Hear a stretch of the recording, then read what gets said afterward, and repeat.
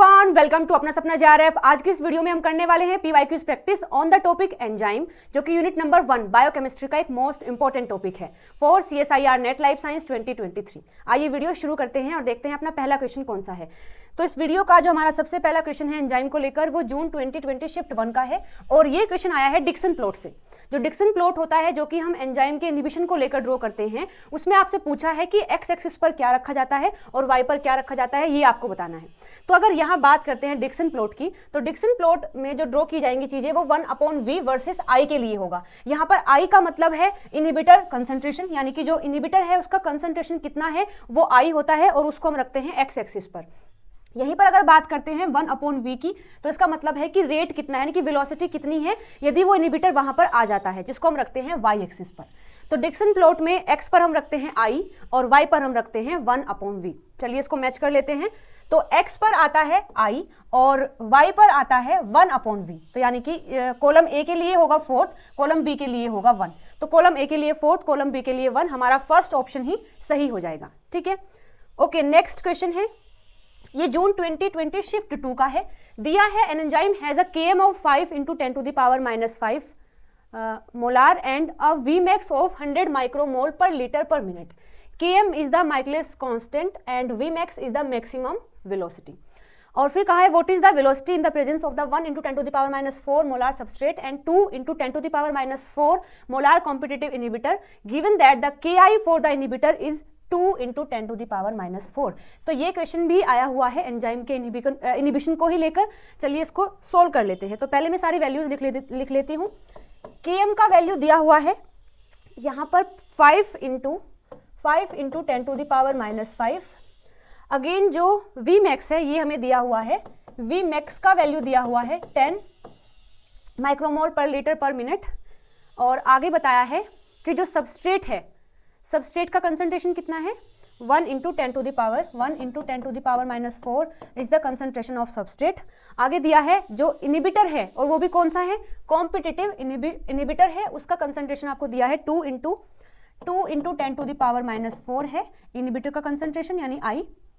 इसके बाद जो आपको Ki दिया है, यानी कि इनहिबिशन के बाद जो कांस्टेंट है वो कितना है 2, Ki दिया है 2 × 10⁻⁴। आपसे पूछा क्या है, आपसे पूछा है कि उसके लिए वेलोसिटी क्या हो जाएगी। तो ये सारी वैल्यूज दी हैं और आपसे पूछा है वेलोसिटी क्या होगी। ठीक है, चलिए तो क्वेश्चन को सोल्व कर लेते हैं। सबसे पहले मैं आपको बता देती हूँ कि अगर हमें V निकालना होता है, अच्छा ठीक है, यहाँ पर दिया है कॉम्पिटिटिव इनहिबिटर दिया है, तो जैसे ही कॉम्पिटिटिव इनहिबिटर आता है तो उस एंजाइम का जो Km होता है वो इंक्रीज हो जाता है। मानो पहले Km की वैल्यू ये थी, अब वो Km की वैल्यू अल्फा Km हो जाती है। मतलब Km की वैल्यू जो है इंक्रीज हो जाती है, और कितना इंक्रीज होती है, अल्फा। अब अल्फा की वैल्यू निकालने के लिए हम क्या करते हैं, अल्फा की वैल्यू निकालने का फॉर्मूला है 1 + I/Ki। इससे आप निकाल सकते हैं अल्फा। इसके बाद हमें निकालना है V। तो V के लिए फॉर्मूला क्या होता है, V के लिए होता है Vmax मल्टीप्लाई सबस्ट्रेट, नीचे आता है Km + S।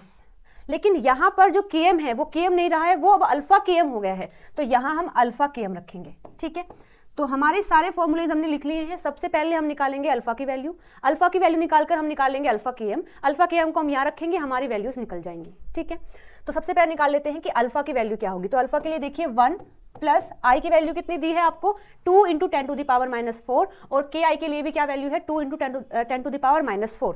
तो 2 × 10⁻⁴, 2 × 10⁻⁴, ये दोनों कट जाएंगे तो 1 + 1, यानी कि कितना आया है 2 आया है। तो अल्फा की वैल्यू क्या है 2 है। अब हमने सारे वैल्यूज निकाल ली हैं। अब हम सब वैल्यूज को यहाँ पर V के फॉर्मूले में रखेंगे। तो V = Vmax multiply S upon alpha Km + S। ठीक है, तो Vmax का वैल्यू दिया हुआ है 100, सबस्ट्रेट का वैल्यू दिया है 1 × 10⁻⁻4। इसको डायरेक्टली मैं 10⁻⁴ भी लिख सकती हूँ, 10⁻⁴। अल्फा की वैल्यू कितनी आई है 2 इंटू सबस्ट्रेट है प्लस में, तो प्लस में यहाँ पर भी 10⁻⁴ होगा सबस्ट्रेट। Km की वैल्यू की बात करते हैं, तो देखो Km का वैल्यू दिया है 5 × 10⁻⁵। तो यहाँ पर जो Km का वैल्यू है दिस इज 5 × 10⁻⁵। ये कैलकुलेशन इजी हो सके तो अगर मैं इसको 10⁻⁴ कर देती हूँ, तो इसको 10⁻⁴ में कन्वर्ट करने के लिए मैं मल्टीप्लाई करूँगी, डिवाइड करूँगी 10 से, तो वैल्यू क्या आ जाएगी, देखिए 5 इंटू यहाँ इस 0 से 0 जाएगा तो 10 टू द पावर -4 हो जाएगा, 10 बचा है तो ये यहाँ पर आएगा। इसे जब कट करेंगे तो 0.5 into 10 to the power -4 value आया है Km का। इसको हम यहाँ पुट कर लेते हैं, तो ये आया है 0.5 इंटू 10 टू द पावर -4। अभी देखिए इन दोनों की मल्टीप्लाई करेंगे तो 1 आएगा, ऊपर है 100 इंटू 10 टू द पावर -4, इसकी वैल्यू आएगी 1, और 1 का तो फिर कोई वैल्यू नहीं होगी क्योंकि मल्टीप्लाई में है, तो यहाँ बचेगा 10 to the power -4 plus 10 to the power -4। देखिए अगर मैं यहाँ कॉमन लेती हूँ 10 टू द पावर -4 को, तो अंदर बचेगा 1 प्लस 1, ऊपर बचा है 100 into 10 to the power -4। 10 to the power -4 से 10 टू द पावर -4 चला गया, यहाँ बचा है 100/2 यानी कि 50। ठीक है, तो हमारा आंसर आया है 50।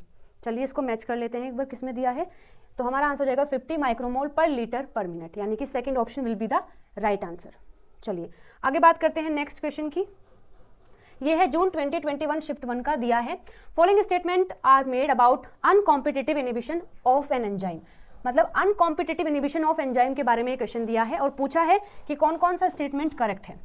देखिए फर्स्ट में लिखा है कि uncompetitive inhibitor binds to both free enzyme as well as enzyme substrate complex, यानी कि जो अनकॉम्पिटिटिव इनिबिटर होता है वो फ्री एंजाइम से भी बाइंड करता है और एंजाइम सबस्ट्रेट के कॉम्प्लेक्स से भी बाइंड करता है। तो ये स्टेटमेंट बिल्कुल गलत हो जाएगा, क्योंकि जो अनकॉम्पिटिटिव इनिबिटर होता है वो हमेशा बाइंड करता है एंजाइम और सबस्ट्रेट के कॉम्प्लेक्स से।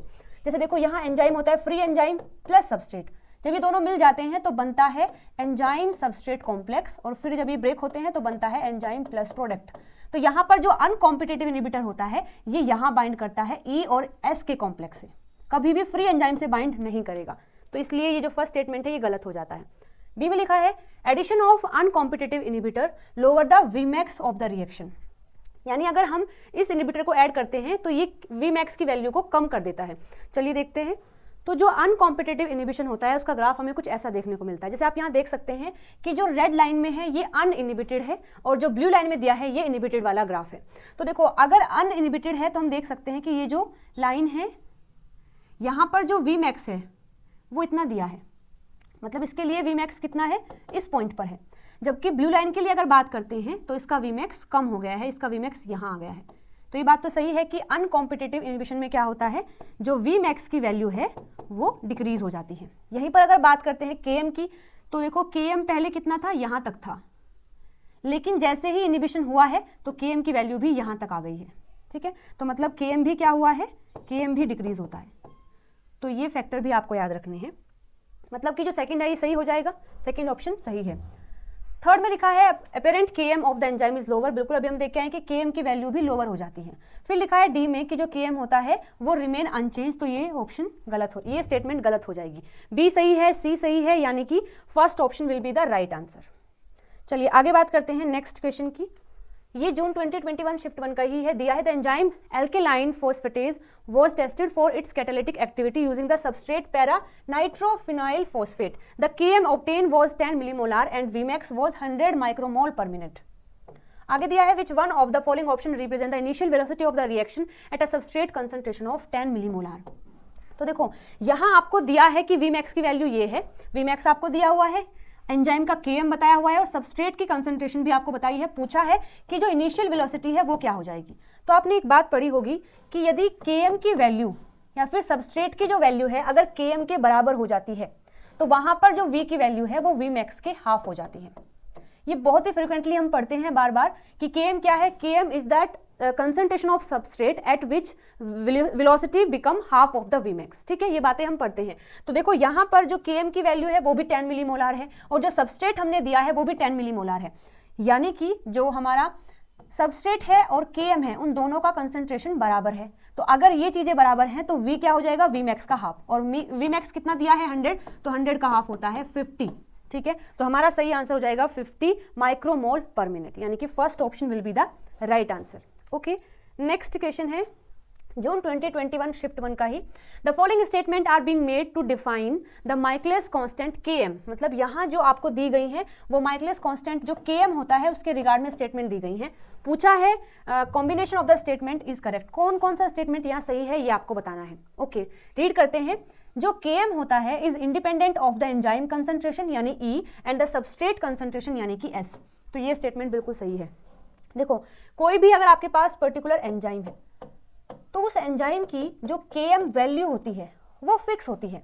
मतलब चाहे सबस्ट्रेट आप कितना ही दें, एंजाइम आप कितना भी ले लें, उस एंजाइम का जो Km होता है वो बिल्कुल फिक्स होता है। इसीलिए Km की जो वैल्यू होती है वो डिपेंड नहीं करती सबस्ट्रेट की कंसंट्रेशन पर और एंजाइम की कंसंट्रेशन पर। तो हम ये भी बोल सकते हैं कि Km is independent of the concentration of substrate and the enzyme. ठीक है, तो फर्स्ट स्टेटमेंट जो है हमारा सही हो जाएगा, this is the true statement.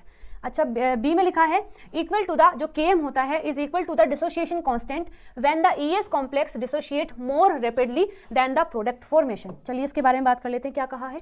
तो हम सभी जानते हैं कि पहले एंजाइम फ्री होता है, सबस्ट्रेट भी फ्री होता है। जब ये दोनों मिलते हैं तो वहां पर बनता है ES कॉम्प्लेक्स। इसके बाद ये ES कॉम्प्लेक्स बनाता है एंजाइम प्लस प्रोडक्ट। तो E प्लस S का कन्वर्ट होना ES में, इसको हम लिख देते हैं कि कांस्टेंट K1 है। अब ये जो ES कॉम्प्लेक्स है ये फिर से कन्वर्ट हो सकता है E प्लस S में, यानी कि ये जो रिएक्शन है रिवर्सिबल है। तो इसके कांस्टेंट को हम K-1 रख लेते हैं। ठीक है, बस इसलिए कि वो वापस के लिए है, बैकवर्ड के लिए है। यहीं पर अगर ES की बात करें तो ES से E प्लस P में कन्वर्ट होना ये काफ़ी स्लो प्रोसेस होती है, ये स्लो प्रोसेस होती है और इसीलिए इसको हम, इस पाथवे को हम रेट लिमिटिंग बोल देते हैं। मतलब पूरी रिएक्शन को ये लिमिट कर देता है। तो ES से E प्लस P में कन्वर्ट होना, इसको हम K2 से रिप्रेजेंट कर देते हैं, इसका कांस्टेंट K2 है। तो यहाँ पर जो Km है, Km क्या होता है, is equal to the dissociation constant, dissociation constant upon association constant, association constant. अब इन दोनों का मतलब क्या है, देखो डिसोसिएशन का मतलब होता है ब्रेक होना। किसका ब्रेक होना, E प्लस S, मतलब ES का ब्रेक होना। तो जो ES है वो दो तरीके से ब्रेक हो सकता है, या तो वो E प्लस P बन जाए या तो वो फिर से E प्लस S बन जाए। तो यहां हम ऊपर क्या लिखेंगे, K2 प्लस K-1, यानी K-1 प्लस K2 क्या है, दोनों मिलाकर है डिसोसिएशन कांस्टेंट। एसोसिएशन में कौन सा आएगा, केवल K1 आएगा, मतलब कि ES बनता कब है, K1 से बनता है बस। तो नीचे आ जाएगा K1 और यही तो होता है Km। ठीक है, Km क्या होता है, is equal to the dissociation constant of the ES complex. तो यहां पर दी भी यही बात है, तो ये सही हो जाएगा कि जो Km होता है is equal to the dissociation constant when the ES complex dissociate more rapidly than the product formation. तो हमारा ये स्टेटमेंट भी बिल्कुल सही हो जाएगा। थर्ड में लिखा है equal to the dissociation constant when product formation is more rapid than the ES complex dissociation. तो यहाँ पर इन दोनों में डिफरेंस क्या है, यहाँ बताया है कि प्रोडक्ट का फॉर्मेशन जो होता है वो रैपिड नहीं होता और यहाँ पर बताया है कि रैपिड होता है, मतलब कि ES से E प्लस P में कन्वर्जन जो है वो रैपिड बताया है यहाँ पर। लेकिन अभी हम देख के आए हैं कि ES से E प्लस P में कन्वर्जन जो होता है ये रेट लिमिटिंग होता है, ये रैपिड प्रोसेस नहीं है। तो इसलिए हमारा जो थर्ड स्टेटमेंट है ये गलत हो जाएगा। फोर्थ में लिखा है N intrinsic property of an enzyme that does not depend on pH, temperature and ionic strength. मतलब Km क्या है, एक इंट्रिंसिक प्रॉपर्टी है किसी भी एंजाइम की जो कि pH पर डिपेंड नहीं करती है, ना ही टेम्परेचर पर डिपेंड करती है और ना ही आयनिक स्ट्रेंथ पर डिपेंड करती है। तो ये स्टेटमेंट बिल्कुल गलत हो जाएगी। हमने बार बार पढ़ा है कि जो एंजाइम होते हैं काफ़ी स्पेसिफिक होते हैं अपने सबस्ट्रेट को लेकर, अपने प्रोडक्ट को लेकर और अपना जो कंडीशन होता है pH कितना है, आयनिक स्ट्रेंथ कितना है, टेम्परेचर कितना है। तो अगर आप pH में चेंज करोगे, आयनिक स्ट्रेंथ में चेंज करोगे, टेम्परेचर में चेंज करोगे तो वहाँ उसके Km पर भी इफेक्ट पड़ेगा। लेकिन यहाँ लिखा है कि डू नॉट डिपेंड, तो ये स्टेटमेंट गलत हो जाएगा। तो यहाँ पर आप देख सकते हैं A सही है और B सही है, C गलत है, D गलत है। हमसे पूछा है सही कौन कौन सा है, सो A और B will be the right answer, यानी first option will be the right answer. चलिए बात करते हैं अगले क्वेश्चन की। जून 2021 शिफ्ट 2 का है, दिया है what is the fold difference between V at substrate is equal to Km and V at substrate is equal to 1000 time of Km, where V is the initial velocity of the enzyme catalyzed reaction, S is the substrate concentration and Km is the Michaelis constant। तो मतलब आपसे यहाँ पूछा है कि velocity बतानी है, आपको डिफरेंस बताना है दो वेलोसिटी के बीच में। एक वो वेलोसिटी जब जो सबस्ट्रेट का कंसंट्रेशन है वो Km के बराबर होता है, और दूसरा वो वेलोसिटी, इसको हम V1 लिख लेते हैं, इसको V2, वो वेलोसिटी जिसमें कि जो सबस्ट्रेट की कंसंट्रेशन है वो 1000 टाइम हो गई है Km की कंसंट्रेशन से, और इन दोनों का डिफरेंस आपको बताना है कि क्या होगा। तो चलिए निकाल लेते हैं कि V1 और V2 क्या होंगे एट दिस कंडीशन। तो एक ग्राफ हम ड्रॉ करते हैं। इस ग्राफ में हम क्या देखते हैं कि इस तरीके से चीज़ें मूव करती हैं। तो जहाँ पर कि ये जो मतलब वेलोसिटी है, यहाँ तो होता है सबस्ट्रेट का कंसंट्रेशन और यहाँ होता है रेट, यानी कि वेलोसिटी क्या होगी, रेट क्या होगा, यहाँ ये लिखा जाता है। तो जहाँ पर जाकर ये कांस्टेंट हो जाता है उसे हम बोलते हैं Vmax, उसको हम बोलते हैं Vmax। और जहां पर ये हाफ होता है यानी वी मैक्स का हाफ, मान लेते हैं ये है वी मैक्स का हाफ, वी मैक्स का हाफ ये है, ठीक है। मतलब किसी एंजाइम के लिए जो मैक्सिमम वेलोसिटी है वो ये पॉइंट है और मैक्सिमम वेलोसिटी का हाफ ये वी मैक्स अपॉन हाफ है। तो सबस्ट्रेट का वो कंसंट्रेशन जिस पर कि वी मैक्स हाफ हो जाता है उसे हम बोलते हैं Km, उसे हम बोलते हैं Km, ठीक है। यानी सबस्ट्रेट का वो कंसंट्रेशन जिस पर कि वी मैक्स हाफ हो जाता है उसे हम Km बोलते हैं। तो फर्स्ट वेलोसिटी तो हमें यही बताना है कि अगर हमारे सबस्ट्रेट की कंसंट्रेशन Km के बराबर है तो V क्या होगा, तो V क्या होगा, वी मैक्स का हाफ हो जाएगा, ठीक है। तो यहाँ वी मैक्स के लिए हम मान लेते हैं 1 है वैल्यू, मतलब मान लेते हैं कि 1 इज द मैक्सिमम, तो वी मैक्स कितना है 1 है, तो वी मैक्स का हाफ कितना हो जाएगा 0.5, यानी कि जब सबस्ट्रेट की कंसंट्रेशन Km के बराबर है तो V का वैल्यू कितना होगा 0.5 होगा। तो V1 तो हमने फाइंड आउट कर लिया है, तो V1 हमारा कितना आया है, V1 आया है 0.5। आफ्टर दैट हमें निकालना है V2, तो V2 के लिए कंडीशन क्या है कि सबस्ट्रेट की जो कंसंट्रेशन है वो 1000 टाइम हो गई है Km के। तो यहाँ आप इस ग्राफ में देख सकते हैं कि जैसे ही वी मैक्स अचीव हो जाता है उसके बाद चाहे सबस्ट्रेट आप कितना ही बढ़ाते चले जाओ वी मैक्स कॉन्स्टेंट रहेगा, सैचुरेट रहेगा, ये नहीं बढ़ेगा, ये इतना ही रहेगा। तो हमने क्या किया है कि पहले हमने Km तक दिया था सबस्ट्रेट फर्स्ट कंडीशन में, लेकिन अब की बार हमने क्या किया, जो सबस्ट्रेट का कंसंट्रेशन है वो 1000 टाइम कर दिया है, बिल्कुल आगे तक लेकर चले गए हैं, लेकिन हम पाते हैं कि वी मैक्स जितना बड़ा है बढ़ेगा, उसके बाद ये नहीं बढ़ेगा, ठीक है। तो हम मान लेते हैं कि जब सबस्ट्रेट की जो कंसंट्रेशन है वो Km के 1000 टाइम हो गई है तो V की वैल्यू कितनी हो जाएगी, V मैक्स हो जाएगी, बिल्कुल V मैक्स पर आ जाएगी। तो V मैक्स हमने कितना माना है 1 माना है, तो V2 क्या हो जाएगा 1 हो जाएगा। और यहाँ पर मैं आपको बता देती हूँ कि ऐसे बहुत ही कम एंजाइम हैं जो कि अपने V मैक्स को अचीव करते हैं, लगभग थोड़े से नीचे रह ही जाते हैं। तो यहाँ पर भी हम मान के चलेंगे कि थोड़ा सा नीचे रह जाएगा अगर हम सबस्ट्रेट को 1000 टाइम कर देते हैं Km के। तो यहाँ तो हम 1 ही रख लेते हैं, कैलकुलेशन ईजी हो जाए, उसके बाद जो आंसर आएगा उसमें थोड़ा सा कम कर देंगे जो भी हमारा आंसर रहेगा, ठीक है। तो हमारे पास V1 आया है 0.5 और V2 आया है 1। चलिए इनका डिफरेंस लेते हैं, तो यहाँ 1 अपॉन 0.5, इसको आप सोल्व करेंगे तो ये कुछ इस तरीके से हो जाएगा, यानी 5 2, तो 2 वैल्यू आया है, इसको थोड़ा सा कम कर लेते हैं यानी 1.99। तो इन दोनों का डिफरेंस कितना आएगा 1.99, यानी कि 1.998। That first option will be the right answer, ठीक है। ओके, नेक्स्ट क्वेश्चन है जून 2020 शिफ्ट 1 का, दिया है the rate constant for the conversion of a substrate into the product is 10⁻⁻4 per second, while the reverse rate constant is 10⁻⁻6 per second. An enzyme enhances the rate of this reaction by 100-fold. The equilibrium constant for this enzyme catalyzed reaction is. आपको बताना है equilibrium constant क्या होगा, ये सारी condition आपको दे दी गई हैं।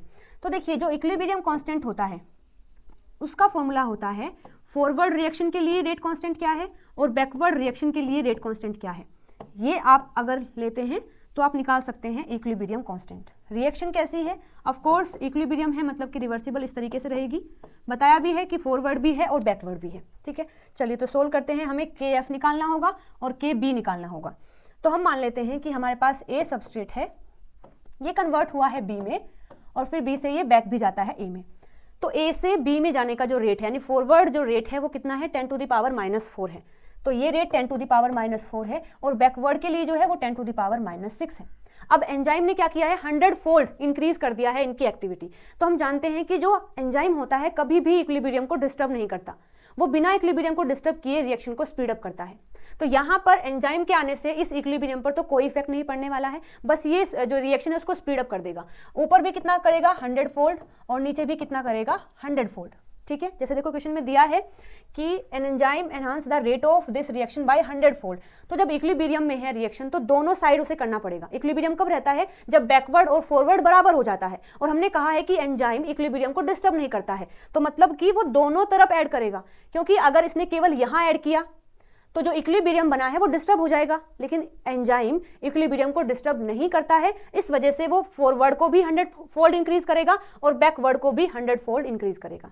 चलिए वैल्यू निकाल लेते हैं। तो फॉरवर्ड के लिए Kf होगा जो कि दिया है 10⁻⁻4 इंटू 100, Kb यानी बैकवर्ड के लिए 10⁻⁻6 इंटू 100, तो इसका वैल्यू आ जाएगा 10⁻⁻2, इसका आ जाएगा 10⁻⁻4, ठीक है। तो 2 और 4 आया है, यानी कि यहाँ वैल्यू रखूँ तो मैं 10⁻⁻2 10⁻⁻4, जब आप इसको सोल्व करेंगे तो दिस विल बी 100, ठीक है। तो यहाँ पर जो इक्विलिब्रियम कांस्टेंट है उसका वैल्यू होगा 100, यानी first option will be the right answer. Okay, next question है जून 2020 शिफ्ट 1 का। The following statement were made to suggest the existence of an enzyme substrate complex. ये क्वेश्चन आया है एंजाइम सबस्ट्रेट के कॉम्प्लेक्स को लेकर दिया है। अच्छा, फिर पूछा है आपसे कि एंजाइम सबस्ट्रेट को लेकर कौन कौन सा स्टेटमेंट जो है यहाँ पर सही है। ओके, फर्स्ट में लिखा है at constant concentration of enzyme the reaction rate increase with increasing the substrate concentration. देखो, इस चीज को फाइंड आउट करने के लिए दो तरीके से एक्सपेरिमेंट किया गया था। दो बीकर लिए गए, दो बीकर में एक बीकर के अंदर सबस्ट्रेट की जो कंसंट्रेशन है उसको कांस्टेंट रखा गया और एंजाइम की जो कंसंट्रेशन है उसको लगातार बढ़ाया गया। दूसरे बीकर में एंजाइम को कांस्टेंट रखा गया और सबस्ट्रेट को बढ़ाया गया। तो दोनों बीकर में ही देखने को मिला कि जो एंजाइम का रेट है, मतलब जो रिएक्शन का रेट है, वो इंक्रीज करता है। मतलब अगर आप एक फैक्टर को कांस्टेंट करके दूसरा फैक्टर इंक्रीज करते हैं तो वहां पर रिएक्शन का रेट बढ़ता है। तो यहां पे बिल्कुल ऐसा दिया गया है कि अगर आप एंजाइम की कंसंट्रेशन को कांस्टेंट रखते हैं तो वहां पर जो रिएक्शन का रेट है वो इंक्रीज होगा with increasing the substrate concentration. यानी एंजाइम को कांस्टेंट रखा, सबस्ट्रेट की कंसंट्रेशन को इंक्रीज किया तो रिएक्शन का रेट भी इंक्रीज होगा। यानी कि first option will be the right. जैसे आप इस ग्राफ में भी देख सकते हैं, ये माइकलिस मेंटन का ग्राफ है जिसमें कि नीचे होता है सबस्ट्रेट कंसंट्रेशन, यहाँ होता है रेट का रिएक्शन। तो आप देखते हैं कि जैसे जैसे जो सबस्ट्रेट का कंसंट्रेशन है बढ़ता है, ऐसे ऐसे जो रिएक्शन का रेट है वो भी बढ़ता जाएगा। वो यहाँ तक बढ़ता है, उसके बाद फिर सैचुरेट भी हो जाता है। ठीक है, तो मतलब हमारा जो फर्स्ट स्टेटमेंट है ये सही हो जाएगा। ओके, बी में लिखा है enzyme catalyse reaction has a maximal velocity. ये बात भी बिल्कुल सही है कि एक ऐसी रिएक्शन जिसको एंजाइम कैटेलाइज कर रहा है उसकी कुछ ना कुछ मैक्सिमम वैल्यू होती है। मतलब जैसे देखो यहाँ भी हम देख सकते हैं ये सबस्ट्रेट का कंसंट्रेशन है, ये रेट ऑफ रिएक्शन है किसी भी एंजाइम के लिए। मतलब ऐसी रिएक्शन जिसको एंजाइम कंडक्ट कर रहे हैं या फिर एंजाइम इसको ऑपरेट कर रहे हैं, तो उस रिएक्शन के लिए, उस एंजाइम के लिए एक मैक्सिमम वेलोसिटी होती है जिसको हम वी मैक्स बोलते हैं। अब वो हर एक एंजाइम के लिए अलग हो सकती है लेकिन होती जरूर है वी मैक्स वैल्यू। ठीक है, तो यहाँ पर दिया भी है कि जो एंजाइम कैटेलाइज रिएक्शन होती है उसकी एक मैक्सिमल वेलोसिटी होती है। तो this is the true statement. C में लिखा है at constant concentration of the enzyme and substrate an increase in the reaction rate is observe. देखो लिखा है कि हमने एंजाइम और सबस्ट्रेट दोनों की ही कंसंट्रेशन को कांस्टेंट कर दिया है, फिर भी वहां पर रिएक्शन का रेट इंक्रीज होता है। तो ऐसा नहीं हो सकता। जो दो एक्सपेरिमेंट किए गए थे उसमें एक को कांस्टेंट रखा था, एक को इंक्रीज किया गया था। अब वो कुछ भी हो सकता है, लेकिन दोनों को कांस्टेंट रख के हम रिएक्शन का रेट नहीं बढ़ा सकते। तो ये स्टेटमेंट गलत हो जाएगी। डी में लिखा है enzyme catalysed reaction is not influenced by the high substrate concentration. मतलब ऐसी रिएक्शन जिसको एंजाइम कंडक्ट कर रहा है, तो अगर वहां पर आप सबस्ट्रेट की कंसंट्रेशन को बढ़ाते हैं तो कोई इफेक्ट नहीं पड़ेगा। तो ये स्टेटमेंट तो गलत है। अभी हमने देखा है फर्स्ट में कि जैसे ही हम सबस्ट्रेट की कंसंट्रेशन को इंक्रीज करते हैं तो रिएक्शन का रेट भी इंक्रीज होता है। तो ये स्टेटमेंट भी गलत हो जाएगा। तो ए सही है और बी सही है, यानी कि first option will be the right answer. Okay, next question है जून 2020 शिफ्ट 2 का। दिया है plot with which one of the following axis is drawn to exhibit enzyme inhibition kinetic apply by the Dixon plot. जो first question हमने इस video को किया था डिक्सन प्लॉट को लेके जो आया था, यहाँ पर सेम वही क्वेश्चन 2020 शिफ्ट 2 में रिपीट हुआ है। मतलब सबसे पहले क्वेश्चन आया डिक्सन प्लॉट को लेकर 2020 शिफ्ट 2 में, और जो लास्ट क्वेश्चन हमने किया है अभी वो था शायद जून 2020 शिफ्ट 1 का क्वेश्चन था। बिल्कुल एग्जैक्टली रिपीट हुआ है। तो यहाँ पर देखो आपसे पूछा है कि किस किस के बीच में ग्राफ बनता है। तो अगेन जो डिक्सन प्लॉट होता है वो बनता है आई, यानी कि इनहिबिटर का कंसंट्रेशन, साथ में आई अपॉन वी यानी कि वेलोसिटी क्या होगी। तो मैच कर सकते हैं कि देखिए 1 अपॉन V1 और आई, यानी कि third option will be the right answer. चलिए आगे बात करते हैं। नेक्स्ट क्वेश्चन ये जून 2020 शिफ्ट 2 का है। The hill equation and it's plot describe the following enzyme kinetic behaviour. मतलब जो हिल इक्वेशन होती है वो एंजाइम के काइनेटिक बिहेवियर को बताता है। यहाँ आपको बताना है कि उसके रिगार्ड में कौन कौन सा स्टेटमेंट सही है। तो देखिए फर्स्ट में लिखा है सैचुरेशन काइनेटिक्स और सेकंड में लिखा है कोऑपरेटिव काइनेटिक्स। तो ये जो हिल इक्वेशन होती है ये एलोस्टेरिक एंजाइम के लिए होती है जो कि सिग्मोइडल कर्व को फॉलो करते हैं लाइक दिस। तो इनके लिए होता है। और जो एलोस्टेरिक एंजाइम होते हैं वो कोऑपरेटिव काइनेटिक्स को फॉलो करते हैं, यानी कि जैसे ही उनकी साइट पर आकर बाइंड करता है तो वो दूसरे की बाइंडिंग के लिए कोऑपरेट करते हैं। इसीलिए एलोस्टेरिक एंजाइम का जो काइनेटिक होता है उसको हम कोऑपरेटिव काइनेटिक्स बोल देते हैं। तो यहाँ पर जो हिल इक्वेशन है वो बताती है एलोस्टेरिक एंजाइम के बारे में, और जो एलोस्टेरिक एंजाइम होते हैं वो कोऑपरेटिव काइनेटिक्स को शो करते हैं। तो यहाँ पर ये हमारा सही आंसर हो जाएगा। जबकि जो सैचुरेशन काइनेटिक है वो होता है नॉर्मल एंजाइम के लिए, यानी कि जिनके पास एलोस्टेरिक साइट नहीं होती और उनका जो ग्राफ है कुछ इस तरीके से आता है, वो यहां आकर सैचुरेट हो जाता है। और ये हमें दिया था माइकलिस और मेंटन ने। तो यानी कि ये स्टेटमेंट तो गलत हो जाएगा। जो हिल इक्वेशन होती है वो सैचुरेशन काइनेटिक की नहीं बल्कि कोऑपरेटिव काइनेटिक्स के बारे में हमें बताती है। तो फर्स्ट गलत है, सेकंड हमारा सही है। अब बात करें कि ये जो प्लॉट होता है इस पे एक्स एक्सिस पर हम क्या लेते हैं, वाई पर हम क्या लेते हैं, इसके बारे में मैं आपको बता देती हूँ। तो ये जो हिल लैंगमियर इक्वेशन होती है is useful for determining the degree of cooperativity of the ligands binding to the enzyme और द रिसेप्टर। हिल प्लॉट के लिए जहां एक्स एक्सिस पर हम रखते हैं लॉगरिथम ऑफ लिगेंड, यानी कि जो सबस्ट्रेट का कंसंट्रेशन है वो हम रखते हैं एक्स एक्सिस पर, यानी कि यहाँ इस तरीके से लॉगरिथम कंसंट्रेशन ऑफ लिगेंड यानी कि सबस्ट्रेट, और इसके बाद वाई एक्सिस पर हम रखते हैं ट्रांसफॉर्म रिसेप्टर ऑक्यूपेंसी, यानी कि ये वाला जो पार्ट है यहाँ हम वाई पर रखते हैं इस तरीके से log v आता है upon V max minus V, ये हम रखते हैं एक्स वाई एक्सिस पर। चलिए तो इसको एक बार मैच कर लेते हैं। log vi upon V max minus V I versus logarithm of substrate, तो ये हम रखते हैं हिल प्लॉट के लिए, जबकि ये डी वाला गलत हो जाएगा। यानी हमारा यहाँ पर बी सही है और सी सही है, यानी second option will be the right answer. अगर ये इन्फॉर्मेशन आपके लिए नहीं है तो इसको आप नोट डाउन कर सकते हैं। चलिए नेक्स्ट क्वेश्चन है जून 2019 का, दिया है choose the incorrect statement from the following statement made for an enzyme catalyse reaction. आपको बताना है कि गलत स्टेटमेंट कौन सा है यहाँ पर, किसके रिगार्ड में, उस रिएक्शन के जिसको एंजाइम कैटेलाइज कर रहा है, यानी एंजाइम कैटेलाइज रिएक्शन के लिए कौन सा स्टेटमेंट गलत है ये आपको बताना है। फर्स्ट में लिखा है the kinetic properties of allosteric enzyme do not diverge from the Michaelis Menten behaviour. अभी मैंने आपको बताया भी है कि जो एलोस्टेरिक एंजाइम होते हैं वो अलग बिहेवियर शो करते हैं। जैसे कि अगर मैं बात करती हूँ नॉर्मल एंजाइम का तो उनका कुछ इस तरीके से आता है, और ये दिया था माइकलिस मेंटेन ने। इसके बाद जो सेकंड है मतलब कि जो एलोस्टेरिक होते हैं उनका ग्राफ कुछ ऐसा आता है, ठीक है। तो यहाँ पर जो माइकलिस मेंटेन है उनका ग्राफ ऐसा है, जबकि जो एलोस्टेरिक एंजाइम है उनका कुछ ऐसा आता है। तो मतलब हम क्या कहेंगे कि जो एलोस्टेरिक एंजाइम होते हैं वो डाइवर्स करते हैं from the Michaelis Menten behaviour, लेकिन इसमें लिखा है डू नॉट डाइवर्स, मतलब कि डू नॉट डाइवर्स का मतलब है कि एलोस्टेरिक एंजाइम का भी कर्व बिल्कुल सेम ऐसा आता है जैसे कि माइकलिस मेंटेन ने बताया है। तो ये स्टेटमेंट तो गलत हो जाएगी, तो ये गलत है, हमसे पूछा भी गलत है, तो सही आंसर हो जाएगा फर्स्ट ऑप्शन। सेकंड में लिखा है in feedback inhibition the product of pathway inhibit an enzyme of the pathway. बिल्कुल सही बात है। होता क्या है कि मानो ये ए है, ए से बना है बी, बी से बनता है सी, सी से बना है डी। तो मानो डी अगर प्रोडक्ट है तो कोई भी एंजाइम जिसने यहाँ काम किया है या फिर यहाँ किया है, यहाँ फिर किया है, तो फीडबैक इनिबिशन का मतलब है कि ये प्रोडक्ट जाकर किसी भी पर्टिकुलर एंजाइम को इनिबिट करेगा। तो फीडबैक मतलब फीडबैक के तौर पे वो इनिबिट करते हैं अपने ही एंजाइम को जिससे कि वो बने हैं, उसे बोलते हैं फीडबैक इनिबिशन। तो फीडबैक इनिबिशन में क्या होता है, जो प्रोडक्ट होता है पाथवे का वो इनिबिट करता है उसी पाथवे के किसी एंजाइम को। तो ये स्टेटमेंट सही है। थर्ड में लिखा है an antibody that bind tightly to the analog of the transition state intermediate of the reaction S and P would promote the formation of product when the analog is added to the reaction।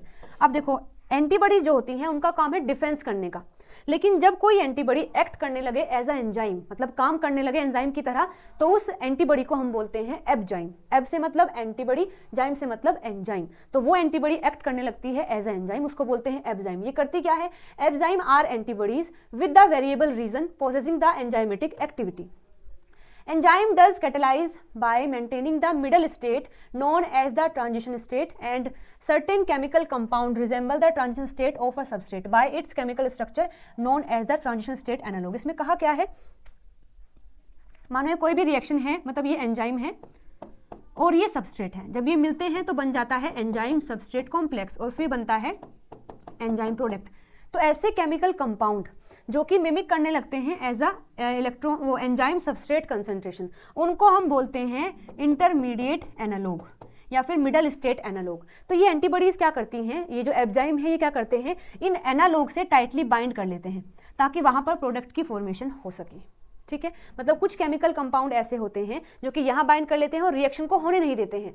अब ये जो एबजाइम्स होती हैं ये उन analogue से bind करके उन्हें हटा देती हैं, टाइटली बाइंड करती हैं एनालॉग से, उनको हटा देंगी ताकि वहाँ पर प्रोडक्ट की फॉर्मेशन हो सके।